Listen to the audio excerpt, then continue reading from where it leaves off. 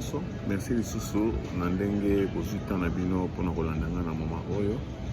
Nabansi nde nalobaki nazali na mwa voyage eza un peu molai mais osilaka mingi te mpona zonga kuna na États-Unis d'Amérique ekozala deux jours.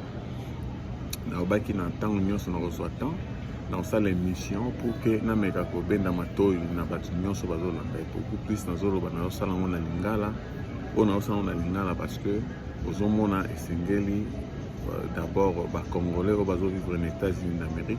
naza na besoin beaucoup plus pour comprendre à chaque fois ntango bozokende kosalaka taxe na bino boyebaka eloko nini ezozela bino nazolinga te bozala na bainquiétude ebele yango moni ntina nazwaka temps même naza na voyage mais nazosala tout pour que nasala ata mwa émission natya mwa minute mibale misato mpona koexplike bino makambo oyo ekoya na mikolo oyo eza koya parce que na moment oyo motu nyonso azosala effort po azwa mikanda na ye akosala bataxe nabanzi tokosala émission moko spéciale nde nalobaki bobosana te baprogramme na biso nde tolobaki na émission oyo te ekoleka et à partir les 15 donc les 15 les 16 les 23 programme autopesaki na émission que tokosala l'émission en direct na YouTube na Facebook donc on a permettre bato nyonso baposer baquestion bainquiétude boza nango na bametali taxe parce que nde nalobaki toujours taxe ekozala très compliqué mpona année oyo eza koya alors bandeko na nga nyonso bozofanda États-Unis oyo boza na États-Unis partout na 50 états vraiment bohésite te bobenga ngai toujours ndeko na bino bokabola émission souscrire na émission c'est-à-dire s'abonner na émission parce que ezali un intérêt makasi alors mpona kozwa mingi maloba te na banzi na bavideo na biso nyonso na suka tozotiaka toujours bamessage oyo eza na balien nyonso bokoki kozwa biso YouTube Facebook na baprogramme tokopesa baémission yango nazolinga kozwa biso mingi tan te mpona répéter yango parce que ntango bolandi video oyo na suka makomi ezali bolanda makomi eza bacommuniqué bainformation nyonso etali ndeni ya kocontacte biso ezali wana alors nazoba na lingala beaucoup plus bémission eza mwa page kosala na bémission na 3 langues mais nazosala mwa effort parce que ntango na biso eza moke mais tokosala effort alors lelo tokosala émission oyo nazosala lelo ezali spécialement comment est-ce que esengeli ou bien importance ya kosenregistrer ya kozala na compte na yo moko personnel na iOS na banzi na baannée oyo tioleka bato vraiment bazali kosoccupe nango makasi te mais sikoyo ekomi ntango obenga lokwa mandatory makambo nyonso oza nango mposa vraiment il faut ozala na compte ya iOS par exemple nakopesa pourquoi est-ce que compte wana eza important parce que compte wana ekopermettre na baétape ebele ya liboso bato mingi bazala na difficulté ya kozwa oyo tobengaka 1040 na banzi bato mingi ti lelo bayebi te ntina ya document na 1040 na banzi toza na émission moma tosalaki année passé mpona 1040 mpe tokobandela yango lisusu 1040 ezali document oyo eza koprouve ke yo osalaki taxe na yo alors souvent okomona bandeko basalaka taxe bakopesa bino document te ntango bokosala taxe na bino alors epesaka mwa mobulu oyebi mingi na comprendre bandeko bazosala mosala bien te akokosa parce que ayebiki atie makambo ya bien te na kati ya taxe na yo eloni akoyebisa akoyebi biso par exemple bon ok taxe no nasali ebimisi 1500 mais nzoko ebimisi 1500 te tant so gagné 5000 6000 peut-être aussi atie bainformation oyo ezali correct te atie bainformation mpo ye asala mbongo mais atie lo bainformation lokuta asengo ka compte bancaire na yo et puis atindi lo 1500 tant yo zwi 1500 bien nasali taxe nanga bien mais nzoko nde ye atie lo makambo esengeli te alors na compte tobengi oyo nazoloba il faut motu nyonso asenregistre compte wana ekopermettre yo soki osali taxe na yo ozali déjà enregistré c'est-à-dire que eza simple okoti na compte okotia mot de passe na yo yo moko okozwa batranscript ezali barapport nyonso ya état na oyo ya taxe osali ezopesa yo barapport ya transcript okotala ok ikam nanga ezalaki autant puisque souvent aussi omona société atindi ikam par exemple 20 000 osalaki mais oyo batindeli eza 19 000 ayeko esanga omona yango akotindela yo lettre alobaki no voilà différence ya ikam oyo tomoni eza différent na oyo odéclaré yango mona bato mosusu mpe akozwa lettre otina iOS juste mpona différence ya ikam alors ntango oza na compte na yo oyo ya id.me et qu'on permettre yo au côté na compte na yo otala ndenge nini muto asala yo taxe soka sali makamnyo so correctement. Et ça très important bandeko, et ça nango dezo demander que autant en classe mingi, et ça redemander que ben ngai expert, mais au ben ngai ceux qui ont besoin d'assistance, mais souvent yo moko ko okene na compte na yo pe otali au moni ba situation na yo. Ça c'est l'ora liboso et qu'on permettre yo aux transcript, oyo ezali ezako CRF, ezako la gisamagamion ceux qui na bis for it. Mais il faut bien que tango que nous ça la taxe mutinyo so ça la taxe a une obligation ou bien ami professionnel na ndenge mibeko aux États-Unis et lobby il faut appeler ça 10-40 c'est obligatoire 10-40 na ba annexe tant ba 10-40 ezaka l'été papier on a fait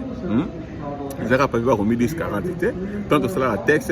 tant ça la taxe tout en ba annexe ya 10-40 singeli muta taxe appeler so ba document complet ya ba information oyo yé a déclarer na 10-40 ko ezali document synthèse bon insister j'insiste ce qui est la taxe, c'est pas mon taxe la taxe. Après ça, 10-40 obligé à ngo. Et puis même sur la pression, qui même que ça ça les pressions pour nous rebaquer. Nous sommes pressés na rapporter na IRS et puis IRS a robot la licence, bien robot la droit à ça la taxe parce que azo pesa image ya mabe. Et puis il faut voir les choses que les gens la bande comme sous bazana ba professionnel à taxe té. Musani ba ba salaire. Parce que en principe, ils sont censés avoir la taxe. Mais yo ko sa taxe yo moko na ba programme belé tout le monde ba tibo taxe tout le monde ba programme belé o ya taxe o yo moko ko sala. Mais le problème c'est que toi-même tu peux faire aussi ta taxe. Mais tant que yo bandeko ba so la taxe ba professionnel te musani ezali ba ko ba programme wana ba application à celle rôle la yo ne muto sala yo moko. Ce qui va arriver que dans ce document va 10-40 au moins information n'a été ni ba certificat na numéro na d'enregistrement na IRS exact. Donc c'est-à-dire que les droits yo monde sali taxe en cas de problème makamamo kosongela ka yo. Alors ça vraiment très important oyo ba kabilo ko na ndenge ni baninga oyo baza ko bebisa musana biso bazo kitisa musana biso et puis bazo bangisa bandeko bazangi confiance sur ça la taxe pas na biso bandeko bazo mona biso surtout ba comme forme na ka ba congolais bazo sa musala kitoko te. Alors biso na kosenga pe na nzela oyo bandeko nyonso bazo sa musala bien te ba petit ko bebisa image na so ba congolais ba congolais baza batamaele ngai na lubeti tolo naza mutamayele donc nazo représenter valablement ba congolais donc tant naza na kati États-Unis et sengel bandeko oyo bazo sa musala kitoko te batika ko sa biloko na ko bebisa nani na biso crédibilité na biso. Alors bandeko bo éviter id.me ezali soko tina IRS na opesa na émission oyo botanga makomi opesa ndeni ya kokota po fungola ngo yo moko soko moni okokate ko benga. Alors soko dans na compte na yo ne apesa ka avantage ya liboso okoko mona ba transcript c'est-à-dire ba rapport sur taxe au salaki ba rapport sur W2 na yo ba rapport sur 10-4 na yo na ba crédit nyos watela ke au remonte.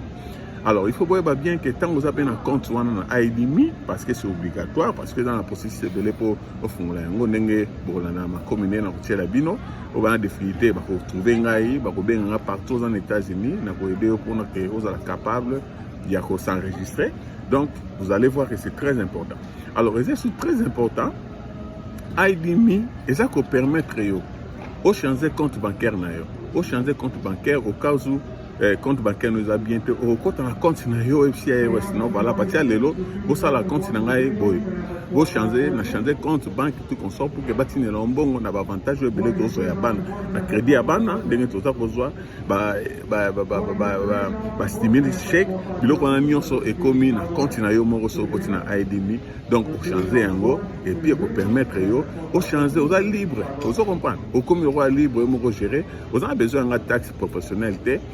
oza yo moza capable ya kolanda situation no ya taxe situation no ya revenu awa na kati ya état. Donc le premier les sous pour que IDMI par exemple au permettre de changer ba stimuler chèque na yo account et puis ba charge credit on ngoye ba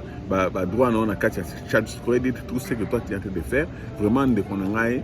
fungola ID.me. Na émission spécialement pour insister comment est-ce que vous fungola ID.me. Ezali trop simple. Bolanda après maloba nangai na ba image parce que ne nazoloba peut-être bo comprendre bien te mais na tiango na ba image non na tio sur na télévision autant na téléphone et mo ko arrêter téléphone wana Olandi makombiana très bien procédé ndenge na kosunga yo ti okende ozo compte wana. Alors na sengi bino nyonso partout ici kozali s'il vous plaît ndeko pardon nazo balingala pona ba congolais nyonso o boza na kati États-Unis d'Amérique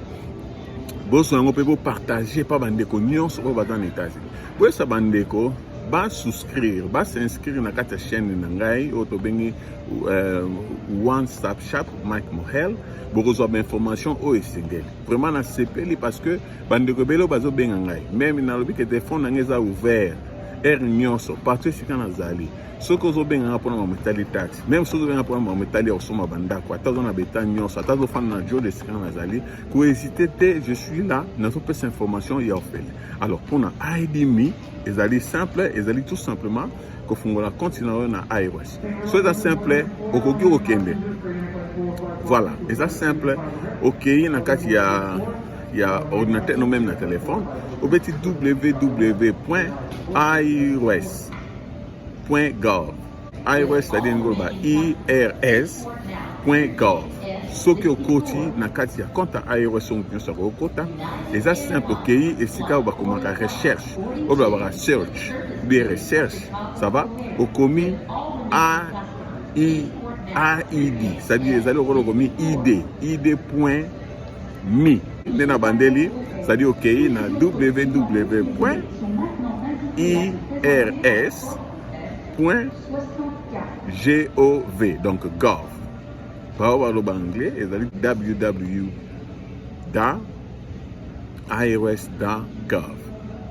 soko koti omona site ko fungama okei justement ce komi recherche okomi id.me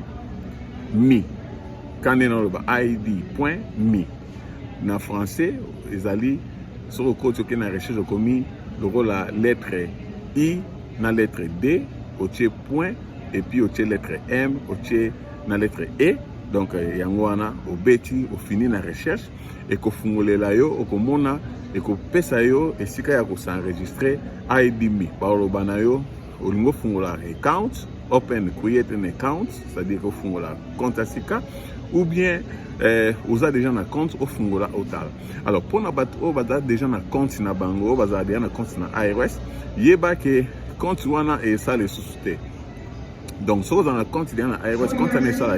il faut fungola OK na ID.me id.me c'est-à-dire au seul rôle obi ke nazara déjà na compte fungoli bongo sikoyo par rapport ya ba compte na ozaki nango ba nani ba username ozaki nango et puis na password tant au tien yango siko bango ba komema na nouvelle procédure wana pour que tu sois maintenant enregistré pour continuer à sika parce que procédure à sika ezali même ne longi na ba kozwa okotia même ID na yo okotia ba information belé open ezali hautement sécurisé. Alors na singi na bino nyonso o bazali na question bo hésiter te bandeko vraiment bo hésiter te bo benga ngai na +1 404 996 7579 na ko aider bino ndeni ya kosala. Ok. Alors, sengi olimbisi mingi parce que babenga alors nazangi ma retard ya moni na kataki moi conversation na yo sala rapidement pendant matin avion. Bon maintenant na sala transit na aéroport mosusu donc on moni ndenge na continuer pendant service émission na soto bandaki donc na lobaki eza malamu bo s'enregistrer na id.me à partir de maintenant là parce que pour comprendre l'utilité nango na mikolo o ezali koya. Alors na sengi mutu nyonso place yo zali soki ozali na question ozali na nyonso eza ko déranger il faut pas te déranger donc ngai frère na bino Mike naza awa avec vous à tout moment na kopi kopesa bino ba information o vous en pour ça olingi pour ça la taxe c'est pas nangai donc zala déjà na esengo parce que aux nyonso très positif on a un problème de mon côté, donc et puis tu travailler très bien. La base de l'émission Zoya n'a pas expliqué encore beaucoup de choses. Et là on a 5 bino les amis tout simplement. Ils allaient vraiment simple et on peut permettre pour que Batunion se base à la moyen à accéder biso au monde. Surtout la chaîne ya Sika, dans le sens où on peut tout ça on peut un bon côté. Tout ça on peut un souci, il y a pas cette information à Batunion. Donc bah on se va intéresser, on peut balingi biso. Ils allaient simple pour partager l'émission, pour s'engager bandeko, ba s'abonner à la chaîne biso et puis vous avez là pour partager information n'engue single.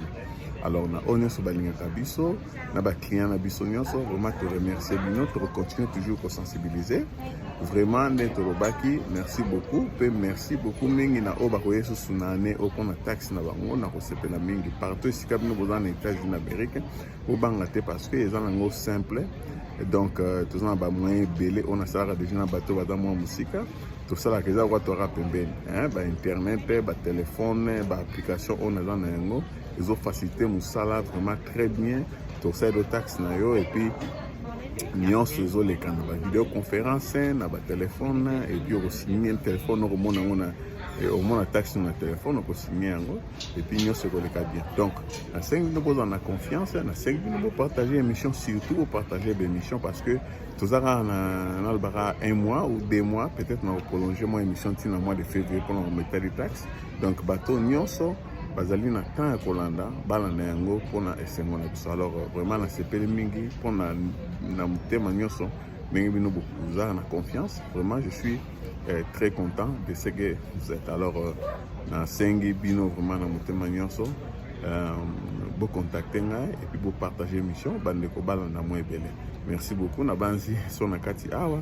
na komekante ko sala émission sous kaka nisika nazali pour en français pour na ba oyo nyonso ba éviter. Alors na continuer toujours musala parce que temps na biso limité, alors toujours courir derrière le temps na makambe toujours ça en même temps. Donc on va continuer toujours à donner l'information. Merci beaucoup à vous tous.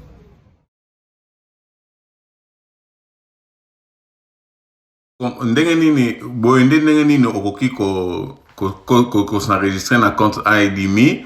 esengeli boyeba ke po IDMe ezali programme oyo eza ko travailler na iOS, c'est-à-dire ndenge tobaki méthodologie changée mutu nyonso esengeli aza na compte oyo so alingi amona baelema nyonso na kati ya iOS. Alors po fungola compte oyo basengi yo eloko liboso oza na email adresse na yo nde ko permettre na yo tango okota na site ya iOS nde bomoni tableau wana okotia email na yo pour créer password na yo. Mais bosa na te sengeli oza na smartphone, c'est-à-dire téléphone ko kozwa photo na yo calmement pe ko scanner yango parce que oko scanner elongi na yo elongi ne okota na kati ya compte ya iOS. Et puis sengeli suspe oza na ba document eye doit be license na yo bien passeport na yo, identité na yo, document nyonso na identité na yo oyo bani na kati ya iOS esengeli oza na yango otobi doit be license state ID passeport et puis oyo bake okokipe ko chape empreinte na yo. Donc ça dit phone ezali très important, photo, téléphone parce que yango nde ko permettre au sala ba changer ba numéro ba code ba routine de la yo. Alors service ya IDMe pe ezali 24/24 ro contacter bango et puis ro contacter bango na adresse email wana mikolo nyonso oyo lingi. Donc ezali très simple, soit na ro s'enregistrer so ro yebite ko pe ko tsuna biso pe conseil wana. Comme pe okoki pe ko kende na adresse email na bango be na website o ba bengi yango www.id.me o ko zope information oyo esengeli mingi na otorobi. Merci. Person's identity in minutes. Once someone is verified, they can use this account anywhere IDMe is available as a sign-in option.